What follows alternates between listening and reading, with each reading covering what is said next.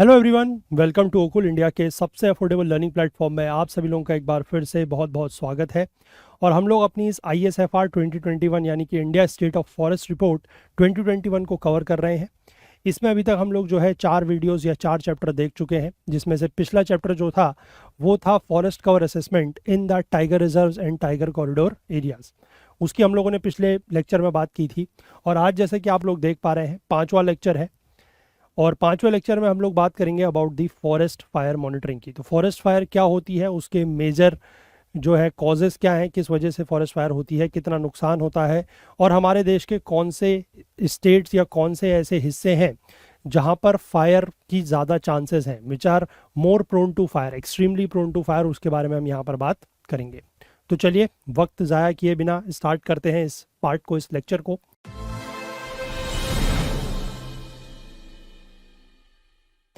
सबसे पहले बात यह है कि यहाँ पर थोड़ा सा एक इंट्रोडक्शन दिया हुआ है कि फॉरेस्ट फायर जो है वो हमारे फॉरेस्ट एनवायरनमेंट का एक इंटीग्रल पार्ट है, ठीक है। और इसके कुछ फ़ायदे भी हैं, कुछ इंपॉर्टेंट रोल ये जो प्ले करता है वो ये है कि फॉरेस्ट इकोसिस्टम को शेप करने में हेल्प करता है। पहली चीज़, फॉरेस्ट फायर उनके कंजर्वेशन में भी हेल्प करता है और मैनेजमेंट में भी हेल्प करता है, यानी कि ये फॉरेस्ट फायर्स के क्या है, बेनिफिट। लेकिन इसके साथ साथ मतलब फ़ायदे तो इसके और भी हैं, जैसे कि आप ये देख लीजिए, फॉरेस्ट फायर को जो फॉरेस्ट फ्लोर होता है उसको क्लियर करता है। साथ ही साथ it paves the way for the regeneration of new grasses, मतलब जहाँ पर पुरानी जो फसल वगैरह कट गई है ना, या जो जंगल वगैरह है वहाँ की अगर मैं बात करूँ कि पुराने पेड़ वगैरह कट गए हैं, तो उनको अगर जला दिया जाए या वो जल जाए तो उससे फिर वहाँ पर क्या होती है, नई घास उगती है, ग्रास उगती है, ठीक है। साथ ही साथ हर्ब्स के लिए और सैपलिंग्स के लिए भी ये क्या करता है, वे फॉर जनरेशन उनको देता है, ठीक है। लेकिन इसके जो फायदे हैं वो बहुत ही कम है, they are very marginal as compared to the huge losses. यानी कि फॉरेस्ट फायर से अगर हम देखें तो ऐसा नहीं है कि पूरा का पूरा नुकसान ही है, 100% नुकसान नहीं है। सिर्फ अगर आप मैग्नीट्यूड वाइज कहें तो 5% फायदा है, लेकिन 95% नुकसान है। तो इससे हम ये कह सकते हैं कि फॉरेस्ट फायर जो है वो अच्छे नहीं होते, they are less beneficial and more harmful, ठीक है। अब कंट्रोल्ड फॉरेस्ट फायर जो होते हैं, कंट्रोल्ड फॉरेस्ट फायर को हम इंपॉर्टेंट रिसोर्स की तरह यूज करते हैं। किस लिए? As a management tool for enhancing the ecological conditions and eliminating excessive fuel buildup in the forest areas, ठीक है। यानी कि अगर फॉरेस्ट फायर्स को कंट्रोल्ड तरीके से किया जाए तो ये फायदेमंद भी है, और इसको हम लोग as a important management tool की तरह यूज करते हैं। किस लिए? हमारा जो इकोलॉजिकल कंडीशंस है उसको इन्हेंस करने के लिए, साथ ही साथ फॉरेस्ट में बहुत ज़्यादा जो है वो फ्यूल बिल्ड ना हो जाए, मतलब लकड़ी वगैरह जो है, जो पेड़ वगैरह है वो क्या है, एक तरीके से फ्यूल है, और बहुत ज़्यादा फ्यूल बिल्डअप ना हो जाए, इसके लिए भी हम फॉरेस्ट फायर को यूज़ करते हैं as a controlled manner, in a controlled manner, ठीक है। अब अगर हम ग्लोबल सिनेरियो की बात करें फॉरेस्ट फायर को लेकर, तो ग्लोबली अबाउट 98 मिलियन हेक्टेयर, यानी कि लगभग आप कह सकते हैं कि 100 मिलियन हेक्टेयर के आसपास के जो फॉरेस्ट हैं वो फायर से इफेक्ट हुए थे, प्रभावित हुए थे 2015 में, ठीक है।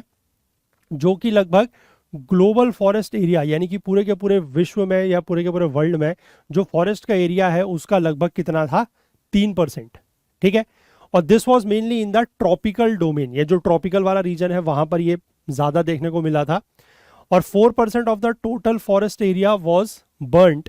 ये GFRA की जो रिपोर्ट है, ग्लोबल फॉरेस्ट का जो एक असेसमेंट होता है, जिसके बारे में हमने देखा था कि वो वर्ल्ड के जो फॉरेस्ट कवर वगैरह है उसको असेस करता है, उसकी रिपोर्ट के हिसाब से ये डेटा हमारे पास है। और ये डेटा कब का दिया हुआ है, 2015 का, ठीक है। अब इससे क्या होगा कि जब फॉरेस्ट जलेंगे तो इससे नुकसान क्या होगा कि ग्रीन हाउस गैसेज जो है वो बहुत ज़्यादा क्या होंगी, रिलीज होंगी, बहुत ज़्यादा ग्रीन हाउस गैसेज रिलीज होंगी।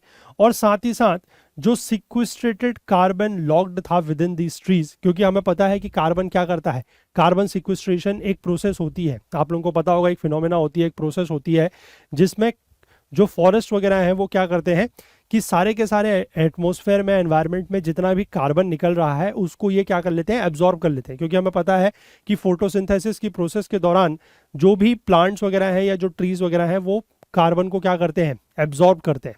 तो that is known as carbon सिक्विस्ट्रेशन।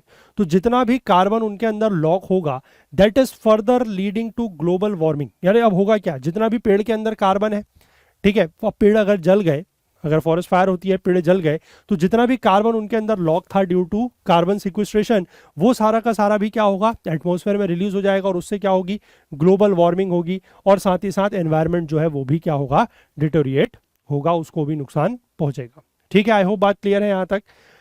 अब जो ये inter governmental panel on climate change था, यानी कि जो आईपीसीसी की 5th असेसमेंट रिपोर्ट थी, मतलब जो अभी 6th आई थी लास्ट ईयर, उससे जो पिछली रिपोर्ट थी, दैट इज 5th रिपोर्ट, वो क्या बोलती है, उसने भी ये रिपोर्ट किया है कि लगभग 2,60,000 से लेकर 6 लाख तक, ठीक है, 2,60,000 से लेकर 6 लाख तक जो लोग हैं, ठीक है, वो प्रीमेच्योर डेथ उन लोगों की हुई है। प्रीमेच्योर डेथ मतलब कि अननेचुरल तरीके से उनकी डेथ हुई है, समय से पूर्व उनकी मृत्यु हुई है, और वो क्यों हुई है, exposure to smoke from the landscape Fyers.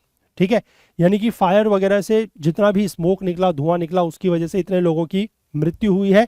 That includes human and wild life. ठीक है, मतलब 2,60,000 से लेकर 6 लाख का जो डेटा आपको दिया गया है, वो ह्यूमंस और वाइल्ड लाइफ टोटल मिला के है।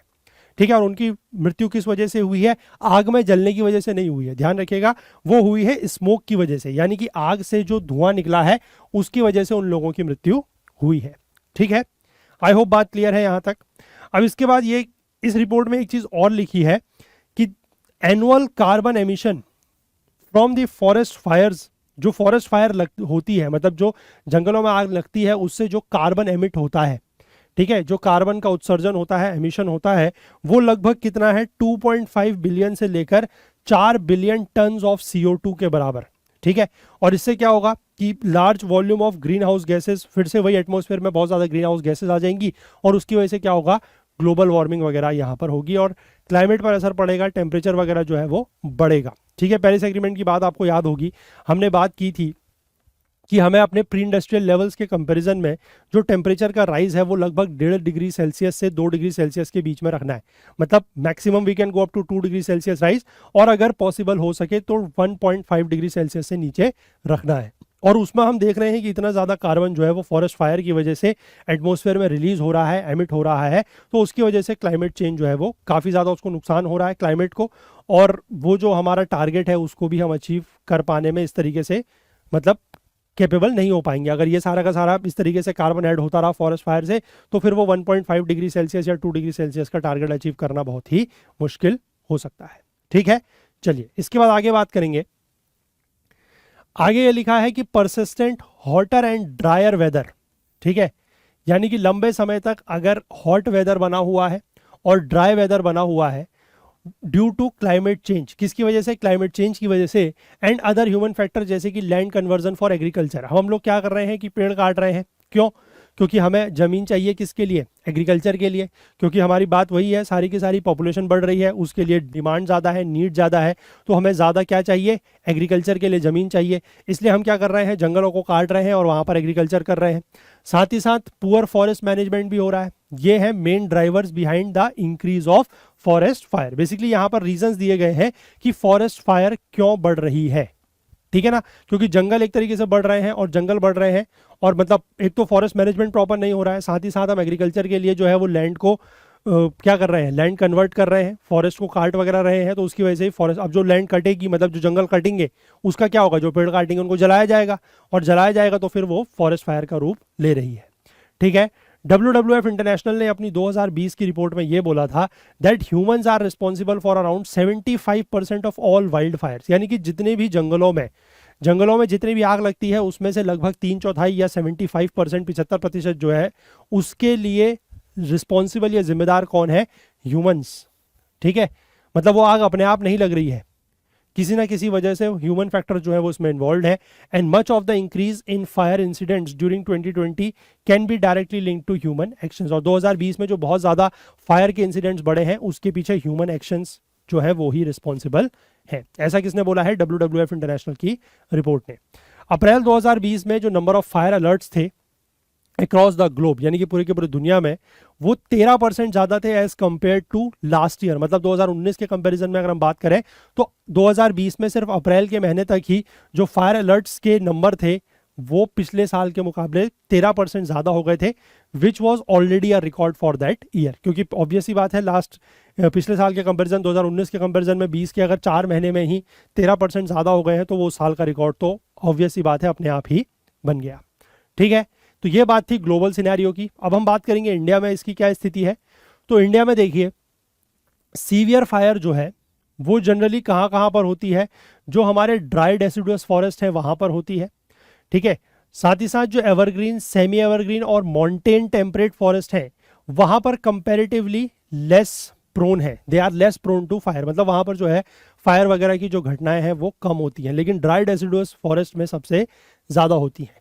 अब ISFR 2015 की रिपोर्ट के हिसाब से ये बात बोली गई है, more than 36% of the country's forest cover has been estimated to be prone to frequent forest fires.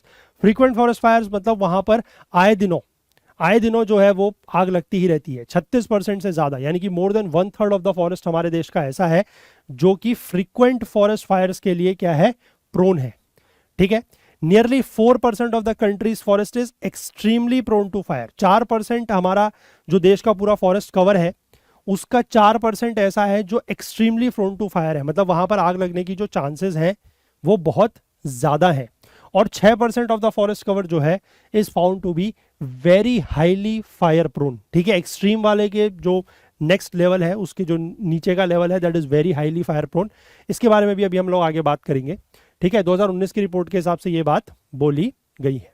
ठीक है, अब जो फॉरेस्ट फायर का सीजन है, मतलब जनरली हमारे देश में हम बात करें कि फायर किस समय सबसे ज्यादा देखने को मिलती है फॉरेस्ट में, तो वो जो सीजन है that is November to June. Obvious सी बात है कि जैसे अभी अगस्त चल रहा है, अभी तो मॉनसून सीजन है, बारिश का सीजन है, उसके बाद फिर रिट्रीटिंग मॉनसून वगैरह आएगा कहीं कहीं पर, तो भी थोड़ा बहुत जो है वो बारिश होती है। बारिश होने की वजह से क्या होगा, गीला होगा, और गीला होगा तो फिर फायर नहीं लगेगी, है ना। तो इसलिए लगभग अक्टूबर नवंबर के आसपास जब सारा ये मॉनसून का खेल खत्म हो जाएगा, तो उसके बाद धीमे धीमे जब ड्राई सीजन आना शुरू होता है विंटर में, तब से लेकर लगभग आप देख सकते हैं कि जो आपका विंटर आएगा, है ना, फरवरी के आसपास तक, मार्च के आसपास तक विंटर रहेगा, उसके बाद फिर एक स्प्रिंग सीजन आएगा, तो वहां पर तक लगभग बारिश यहाँ पर इंडिया में नहीं होती, क्योंकि जून के बाद ही आपको पता है इंडिया में मॉनसून आता है। तो जून तक यहाँ पर जो वेदर है, या फिर आप कह सकते हैं जो एयर है, या जो मतलब बारिश वगैरह नहीं है, तो उसकी वजह से क्या है, कंपेरेटिवली ड्राई वेदर है, और उस वजह से यहाँ पर फॉरेस्ट फायर की जो घटनाएं हैं वो सबसे ज़्यादा आपको इसी समय पे या इन्हीं महीनों में देखने को मिलेगी, नवंबर से लेकर जून तक। ठीक है, और मेजॉरिटी ऑफ द फायर जो है that is being caused due to man made factors. तो ये चीज़ यहाँ पर भी है, ग्लोबल सिनेरियो में भी ये बात हमने कही थी कि ह्यूमन एक्शंस जो है वो कहीं ना कहीं उसमें इन्वॉल्व है, और यहाँ पर भी देखने को मिल रहा है कि जो मेजॉरिटी ऑफ द फायर्स है वो मैन मेड फैक्टर्स की वजह से या ह्यूमन फैक्टर्स की वजह से ही देखने को मिल रही है। ठीक है, अब फॉरेस्ट फायर की मॉनिटरिंग की अगर हम बात करें, तो जो ये फॉरेस्ट सर्वे ऑफ इंडिया है, जो बेसिकली ये रिपोर्ट ISFR को पब्लिश करता है, वो स्टेट फॉरेस्ट डिपार्टमेंट को क्या करता रहता है, फॉरेस्ट फायर को लेकर अलर्ट करता रहता है। ठीक है, अब वो फॉरेस्ट फायर को डिटेक्ट कैसे करता है, उसके पास कुछ सिस्टम है। उसके पास एक सिस्टम है दैट इज मोडीज। मोडीज क्या है, moderate resolution imaging spectro radiometer. ये एक सेंसर है जो कि नासा के एक्वा और टेरा सैटेलाइट के ऊपर लगा हुआ है। ठीक है, तो वहां से ये बेसिकली उसको डिटेक्ट करता है, और साथ ही साथ एक SNPP VIIRS ये भी है, that is Suomi national polar orbiting partnership visible infrared imaging radiometer suit. ठीक है, ये भी एक सेंसर है। तो इन दोनों की हेल्प के थ्रू क्या, इन दोनों की हेल्प से क्या करता है, FSI जो है वो स्टेट फॉरेस्ट डिपार्टमेंट्स को लगभग हर 24 घंटे में 6 बार क्या करता है, फॉरेस्ट फायर के लेकर क्या देता है, इंसिडेंसेस को लेकर अलर्ट भेजता है। ठीक है, अलर्ट भेजता है। आई होप बात क्लियर है किस तरीके से अलर्ट भेजता है। अब ये जो आपका मोडीज है या फिर जो ये SNPP VIIRS है, ये कैसे काम करता है, इसकी डिटेल्ड वर्किंग हमें जानना ज़रूरी नहीं है। ठीक है, हालांकि जो रिपोर्ट पब्लिश हुई है उसमें इसके बारे में दिया हुआ है, लेकिन वह ऐसा हमारे लिए इंपॉर्टेंट नहीं है। अगर ये सिर्फ 2 नाम भी हम जान लें तो हमारे लिए काफ़ी है। एग्जाम पॉइंट ऑफ व्यू से इंपॉर्टेंट कैसे हो सकता है, आपसे ये नाम पूछा जा सकता है एक तो कि मोडीज क्या है, ठीक है, SNPP VIIRS क्या है, और ये जो टेरा सैटेलाइट है या फिर जो ये एक्वा सैटेलाइट है, ये किसके सैटेलाइट है, ये नासा के सैटेलाइट है। साथ ही साथ मोडीज जो है वो इनके ऊपर लगा हुआ एक सेंसर है। तो इस तरीके के सवाल आप लोगों से पूछे जा सकते हैं। इसकी बाकी वर्किंग वगैरह जो है वो आपसे पूछी नहीं जाएगी। ठीक है, ये पूछा जा सकता है कि जो ये मोडीज और SNPP VIIRS सेंसर है ये किसके लिए काम आते हैं। ठीक है, तो फॉरेस्ट फायर मॉनिटरिंग के लिए काम आते हैं। बस इतना भी अगर आप लोगों को पता होगा तो वो आप लोगों के लिए मोर देन इनफ है। ठीक है, अब उसके बाद जो FSI ने ये SNPP VIIRS के थ्रू जो फॉरेस्ट फायर डिटेक्ट की है, उसमें अगर हम लोग टॉप 10 स्टेट्स की बात कर लें तो वो ये डेटा आपके सामने ये है। नवंबर 2020 से लेकर जून 2021 तक का डेटा यहाँ पर हमें देखने को मिल रहा है। और टॉप 10 स्टेट्स की हम बात कर लें कि सबसे ज़्यादा फॉरेस्ट फायर्स कहाँ पर डिटेक्ट की गई हैं, जो टॉप 10 स्टेट्स हैं उसमें नंबर 1 पे आ जाता है उड़ीसा। उड़ीसा में लगभग जो है वो 52,000 के आसपास आप इंसिडेंट समझ सकते हैं फॉरेस्ट फायर के हुए हैं नवंबर 2020 से लेकर जून 2021 के बीच में। ठीक है, यानी कि पिछले साल का ये डेटा है। उसके बाद आ जाता है मध्य प्रदेश, छत्तीसगढ़, महाराष्ट्र, झारखंड, उत्तराखंड, आंध्र प्रदेश, तेलंगाना, मिजोरम और आसाम। तो ये आपके कुछ स्टेट्स हैं, टॉप 10 स्टेट्स हैं जिनमें फायर डिटेक्ट की गई है नवंबर 2020 से लेकर जून 2021 के बीच में। ठीक है, इसके बाद यही डेटा को यूज किया गया है टॉप 10 डिस्ट्रिक्ट्स के लिए। टॉप 20 डिस्ट्रिक्ट्स की अगर हम बात कर लें तो उसमें सबसे पहले आपको यहाँ पर नाम देखने को मिल जाएगा। महाराष्ट्र का गढ़चिरौली है, उड़ीसा का कंधमाल है, छत्तीसगढ़ का बीजापुर है, आसाम का कार्बी आंगलोंग, आंध्र प्रदेश का कडप्पा। इस तरीके से यहाँ पर बहुत सारे जो है वो 20 डिस्ट्रिक्ट्स के नाम दिए गए हैं। वो सारे के सारे डिस्ट्रिक्ट्स मैंने आप लोगों के लिए यहाँ पर लिखे हैं, 10 यहाँ हैं और 10 यहाँ हैं, ये आप देख सकते हैं। ठीक है, अब ये ऐसा यूपीएससी वगैरह के लिए तो खैर मुझे खास इंपॉर्टेंट नहीं लगता कि डिस्ट्रिक्ट लेवल पर यूपीएससी नहीं जाता है। बट हाँ, अगर आप लोगों का कोई स्टेट लेवल एग्जाम है, चाहे स्टेट पीएससी का एग्जाम दे रहे हैं आप या कोई और स्टेट लेवल एग्जाम है, तो वहां पर इस तरीके की डेटा जो है वो इंपॉर्टेंट हो सकता है कि आपके राज्य का कौन सा ऐसा जिला या कौन सा ऐसा डिस्ट्रिक्ट है जो सबसे ज्यादा जहां पर फायर इंसिडेंट्स देखने को मिले हैं। ठीक है, तो उसके लिए आप याद रख सकते हैं, जैसे अगर आप महाराष्ट्र का एग्जाम दे रहे हैं तो आपको ध्यान होना चाहिए कि गढ़चिरौली एक ऐसा राज्य, एक ऐसा जिला है, एक ऐसा डिस्ट्रिक्ट है जहां पर फायर के इंसिडेंट सबसे ज़्यादा देखने को मिले हैं। वहीं अगर आप मध्य प्रदेश की बात कर रहे हैं तो इसमें दिया गया है ईस्ट नीमार। ठीक है, अगर आप छत्तीसगढ़ की बात कर रहे हैं तो वहां पर दिया गया है दैट इज नारायणपुर। तो इस तरीके का डेटा आप लोग जो है वो जरूर ध्यान रख सकते हैं। But UPSC point of view से ऐसा डिस्ट्रिक्ट लेवल का जो डेटा है वो बहुत ज़्यादा इंपॉर्टेंट नहीं है, लेकिन हाँ, जो पीछे मैंने आपको स्टेट्स का दिखाया था वो जरूर ध्यान रखिएगा। ठीक है, चलिए, इसके बाद एफएसआई का एक पोर्टल है जिसका नाम है वन अग्नि जियो पोर्टल। अब ये बड़ा इंपॉर्टेंट पोर्टल है। ठीक है, थोड़ा सा इसके बारे में आप लोग को पता होना चाहिए कि वन अग्नि जियो पोर्टल जो है वो किसका है। दैट इज एफएसआई का ये पोर्टल है। जो फॉरेस्ट एफएसआई की जो फॉरेस्ट फायर जियो पोर्टल है दैट इज वन अग्नि 2.0, ये इन हाउस डेवलपमेंट है। इन हाउस मतलब ये एफएसआई ने खुद बनाया है। ठीक है, किसी और के कोलैबोरेशन के साथ नहीं बनाया है। 2019 में इसको लॉन्च किया गया था। और ये पोर्टल करता क्या है, ये यूजर फ्रेंडली इंटरैक्टिव व्यूइंग देता है। मतलब आप जो यूजर है वो इसमें से कुछ डेटा देख सकता है। किस तरीके का डेटा होता है, फॉरेस्ट फायर रिलेटेड डेटा वहां पर देखने को मिलता है। मतलब कि फॉरेस्ट फायर्स कैसी है, ठीक है, कहाँ कहाँ पर फॉरेस्ट फायर लगी है, लार्ज फॉरेस्ट फायर इवेंट्स, ठीक है, मतलब कहाँ कहाँ पर ऐसा हुआ है कि बहुत बड़े स्तर पर जो है वो फॉरेस्ट फायर हुई है। ठीक है, ये सारा का सारा डेटा इसमें देखने को मिल जाएगा। साथ ही साथ आपको कुछ थीमेटिक लेयर्स भी देखने को मिलती हैं, जैसे कि फॉरेस्ट एडमिनिस्ट्रेटिव बाउंड्रीज क्या है, फॉरेस्ट कवर कितना है, फॉरेस्ट टाइप कैसा है, फायर प्रोन फॉरेस्ट एरिया कैसा है, और FWI based fire danger rating etcetera. ठीक है, अभी FWI क्या है, अब किसी को डाउट आ सकता है कि ये गलत लिखा हुआ है, ये FSI होना चाहिए। नहीं, ऐसा नहीं है, ये FWI है। FWI का मतलब होता है एक यूएस बेस्ड एक सिस्टम है या फिर यूएस बेस्ड एक बॉडी है, NWCG। ठीक है, नेशनल वेदर कोऑर्डिनेटिंग ग्रुप। ये बनाया गया था यूएसए में लगभग 1970 के बाद, क्योंकि वहां पर 1970 में एक बहुत बड़ी जो है वो फॉरेस्ट फायर की घटना हुई थी। तो उसके बाद इन्होंने एक सिस्टम बनाया। किसने बनाया, NWCG, that is national weather coordinating group. और इनका एक सिस्टम है that is FWI, that is fire weather index. तो वो एक रेटिंग सिस्टम जो है वो उसने बनाया हुआ है। तो उस रेटिंग सिस्टम के बेस्ड पर भी ये जो है डेटा आपको कुछ शो करता है। कौन, जो FSI का वन अग्नि पोर्टल है वो। ठीक है, आई होप बात क्लियर है। और FSI का जो वन अग्नि जियो पोर्टल है वो एक सिंगल पॉइंट सोर्स बन जाता है, किसके लिए, for the information related to forest fires in India. क्योंकि इंडिया में जो है एकमात्र ये इस तरीके का पोर्टल है जो आपको फॉरेस्ट फायर रिलेटेड सारा डेटा जो है वो प्रोवाइड कराता है।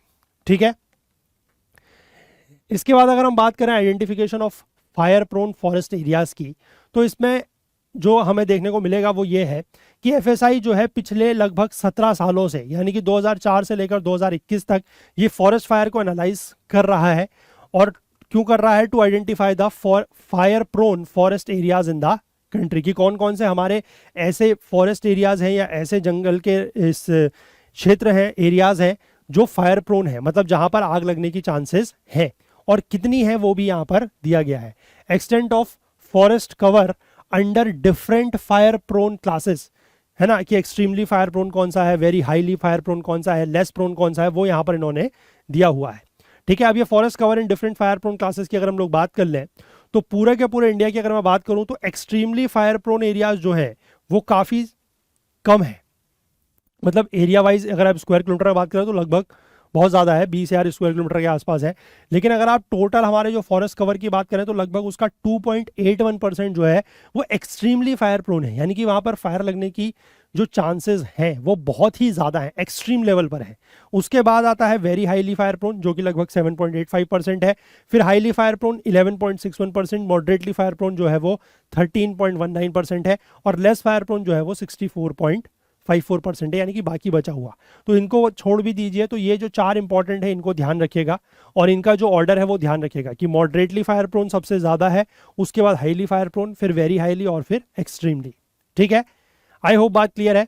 अब बेसिकली इस रिपोर्ट में जो है हर राज्य का ये भी दिया हुआ है कि किस राज्य में, मतलब किस स्टेट में कितना एरिया फॉरेस्ट कवर का किस क्लास के अंदर आता है, किस राज्य में एक्सट्रीमली फायर प्रोन एरिया कितना है, वेरी हाईली फायर प्रोन कितना है, मॉडरेटली फायर प्रोन कितना है, लेकिन उतना ज़्यादा हमें जानने की ज़रूरत नहीं है। ठीक है, अगर मैं फिर से कहूँगा कि स्टेट की अगर आप लोग एग्ज़ाम की तैयारी कर रहे हैं तो वहाँ के लिए थोड़ा सा डेटा देख लीजिएगा, लेकिन एज सच यूपीएससी वगैरह में इतनी ज़्यादा ज़रूरी नहीं है, और इसीलिए हम लोग हर एक एक राज्य का जो डेटा है वो यहाँ पर कवर नहीं कर रहे हैं।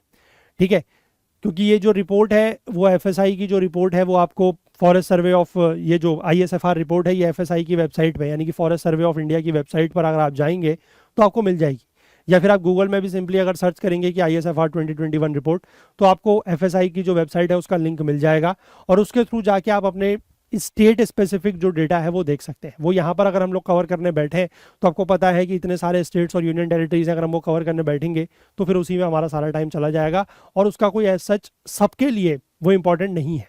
ठीक है, अपने अपने स्टेट स्पेसिफिक डेटा को आप लोग वहाँ से देख लीजिएगा। ठीक है, अगर आपको वो जो एफएसआई की वेबसाइट का लिंक है अगर वो नहीं मिलता है तो वीडियो के नीचे कमेंट कर दीजिएगा, वो आपको हम प्रोवाइड करा देंगे। उसके थ्रू जाके आप लोग वो पूरा का पूरा जो रिपोर्ट है उसको देख सकते हैं, और वहाँ से अपना जो स्टेट स्पेसिफिक डेटा है उसको आप नोट डाउन कर सकते हैं। ठीक है, इसके बाद आगे बात करेंगे हाईलाइट्स ऑफ दिस स्टडी। इस स्टेट की जो हाईलाइट है वो ये है कि लॉन्ग टर्म स्टडी तो कर ही रहे हैं ये लोग, मैंने आपको बताया लगभग पिछले 17 सालों से 2004 से लेकर 2021 तक इनकी जो स्टडी है वो चल रही है। और ये इन्होंने क्या पाया कि हमारे देश का जो टोटल फॉरेस्ट कवर है उसका लगभग 10.66% वो extremely to very highly fire prone zone में आता है। अब ये कौन सा है देखिए, यहाँ पर आप देखिए इसको, ये दो जो है जो फर्स्ट टू है इन दोनों की बात हो रही है। ठीक है, इन दोनों की मिला के बात हो रही है कि एक्सट्रीमली फायर प्रोन और वेरी हाईली फायर प्रोन, ये दोनों को आप ऐड करेंगे तो this will come out to be 10.66%। ठीक है, इसके बाद अगर मैं बात कर लूं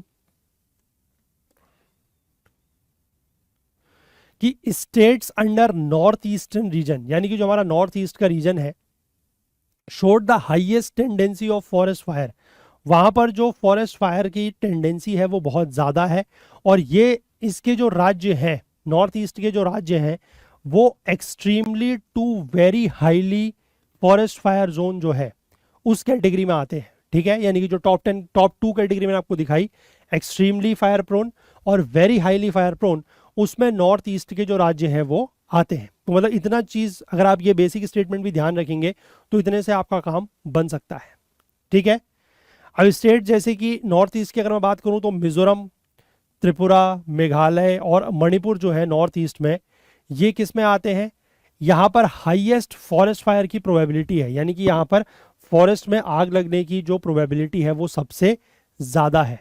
ठीक है, in terms of its frequency of event occurrence, मतलब कितनी फ्रीक्वेंट या कितने मतलब आए दिनों में जो है वो आग लगती रहती है, वो सबसे ज़्यादा कहाँ पर देखने को मिलेगी आपको, मिजोरम, त्रिपुरा, मेघालय और आपके मणिपुर में, नॉर्थ ईस्ट में। ठीक है, इसके बाद अगर आप वेस्टर्न महाराष्ट्र का पार्ट देखें, सर्दर्न पार्ट ऑफ छत्तीसगढ़ देखें और सेंट्रल पार्ट ऑफ उड़ीसा देखें, या फिर आंध्र प्रदेश का कुछ पार्ट देखें, तेलंगाना का पार्ट देखें, कर्नाटक का पार्ट देखें, तो यहाँ पर भी extremely to very high prone zone जो है वो देखने को मिलता है।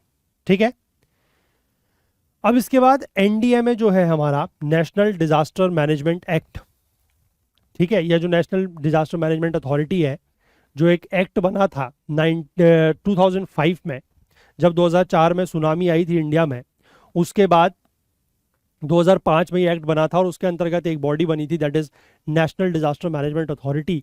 तो ये बेसिकली फॉरेस्ट फायर को लेकर इनके क्या इनिशिएटिव्स हैं वो हम देख लेंगे। सबसे पहला इनका एक प्रोग्राम है that is common alert protocol, ठीक है। कॉमन अलर्ट प्रोटोकॉल एक प्रोग्राम है, वो किसका है आपको ध्यान रखना है, दैट इज एनडीएमए। इसके अंतर्गत ये लोग क्या करते हैं कि स्टैंडर्ड मैसेज फॉर्मेट जो है, जिसमें कि हर तरीके का एक मैसेज रहता है या डेटा रहता है कि टाइप ऑफ हजार्ड, यानी कि जो खतरा है वो किस तरीके का खतरा है, ठीक है, उसकी इंटेंसिटी कितनी है, यानी कि तीव्रता कितनी है, कितना बड़ा वो खतरा है, उसका ड्यूरेशन क्या रहेगा, कितने समय तक वो खतरा रह सकता है, एरिया ऑफ इम्पैक्ट, यानी कि कहाँ कहाँ पर उससे नुकसान पहुंचेगा, ठीक है, जो प्रभावित क्षेत्र है उनके बारे में बताया जाएगा, और साथ ही साथ क्या एक्शन लिए जाने चाहिए, ये सारा का सारा जो है वो क्लियरली उसमें मेंशन रहता है। फॉरेस्ट फायर अलर्ट्स जो है they are proposed to be added to CAP. CAP जो है आपका कॉमन अलर्ट, ये अलर्ट प्रोटोकॉल, इसमें फॉरेस्ट फायर को भी ऐड करने की बात जो है वो प्रपोजल चल रहा है। इसके बाद अवेयरनेस जनरेशन है, कुछ list of dos and don'ts की क्या करना चाहिए और क्या नहीं करना चाहिए, ये जो है प्रिपेयर किया गया है एनडीएमए के द्वारा, और ये सारे के सारे जो फॉरेस्ट फायर प्रोन एरियाज हैं उनके साथ ये डेटा शेयर किया भी गया है कि मान लीजिए कभी जंगल में आग लगती है तो क्या करना चाहिए और क्या नहीं करना चाहिए, क्या नहीं करना चाहिए जिससे जंगल में आग ना लगे, ठीक है। आई होप बात क्लियर है। इसके बाद इनका एक फॉरेस्ट फायर को लेकर ये लोग रिसर्च भी करते रहते हैं। एनडीएमए जो है उसने फॉरेस्ट फायर मैनेजमेंट को जो है इंडिया और ग्लोबली में क्या करा हुआ है, मैनेजमेंट का काम वो करता है। A report was compiled on international best practices on forest fire management across the globe। एक रिपोर्ट भी तैयार की गई थी कि इंटरनेशनल मतलब नॉर्म्स को ध्यान में रखते हुए, या इंटरनेशनल आप कहिए कि जो भी प्रोटोकॉल्स फॉलो होते हैं उनको ध्यान में रखते हुए कि बेस्ट प्रैक्टिसेस क्या है, कि किस तरीके से अगर फॉरेस्ट फायर है तो उसको कैसे मैनेज किया जाए, उसको लेकर रिपोर्ट वगैरह भी पब्लिश हो चुकी है। इसके बाद management of active forest fire, यानी कि जो जंगल में आग लगी हुई है जो अभी एक्टिव है उसको कैसे मैनेज किया जाएगा। उसको मैनेज करने के लिए जो एनडीआरएफ होती है, एनडीआरएफ का नाम आप लोगों ने हाल फिलहाल के दिनों में न्यूज़ वगैरह में काफ़ी ज़्यादा सुना होगा।